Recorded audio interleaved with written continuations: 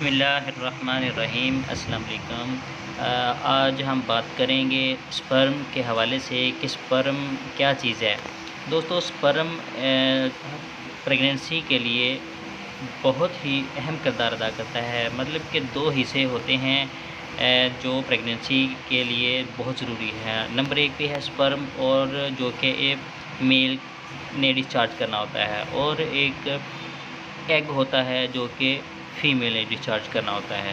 تو یہ دونوں مل کے حمل کو جو ہے مکمل کرتے ہیں۔ دوستو سپرم جو ہوتا ہے یہ 3 حصوں میں مشتمل ہوتا ہے۔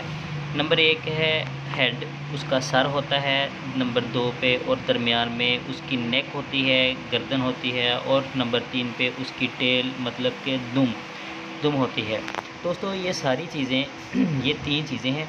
ان 3 چیزوں میں بہت ساری جو آگے اس کے کس اقسام آتی ہیں وہ کافی ساری آتی ہیں کہ نارمل سائز تو ایک جتنا بھی ہے وہ ٹھیک ہے، لیکن اس کے بعد جو اب نارمل ہیں اس کی اقسام بہت زیادہ ہیں، ان کی بہت ساری بیماریاں بھی ہوتی ہیں۔ جیسے کہ اس تصویر میں آپ دیکھ رہے ہوں گے کہ ایک پریگننسی کرنے کے لیے ایک نارمل جو ہے سپرم چاہیے ہوتا ہے، لیکن اس تصویر میں آپ کو اب نارمل جو سپرمز ہے وہ دکھائے گئے ہیں۔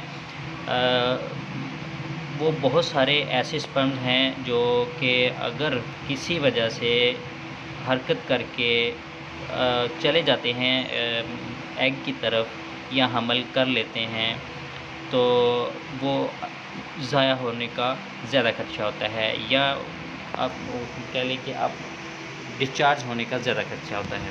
اس کی وجہ یہ ہوتی ہے کہ حمل مکمل نہیں ہو پاتا۔ جیسا کہ اس ویڈیو میں اس تصویر میں آپ دیکھ رہے ہیں کہ سپرم جو اب نارمل ہے ان کی شکل کس طرح کی ہے۔ ایک کسی کا سر چھوٹا ہے، کسی کا سر بڑا ہے، اور کسی کی دم چھوٹی ہے، کسی کا سر مڑا ہوا ہے، کسی کی دم چھوٹی ہے، کسی کی دم زیادہ ٹیڑھی ہے، کسی کی دم دو ہے، اور کسی کے منہ بھی یعنی کہ سر بھی دو ہوتے ہیں، جس وجہ سے مکمل جو ہے پریگننسی وہ مکمل نہیں ہو پاتی۔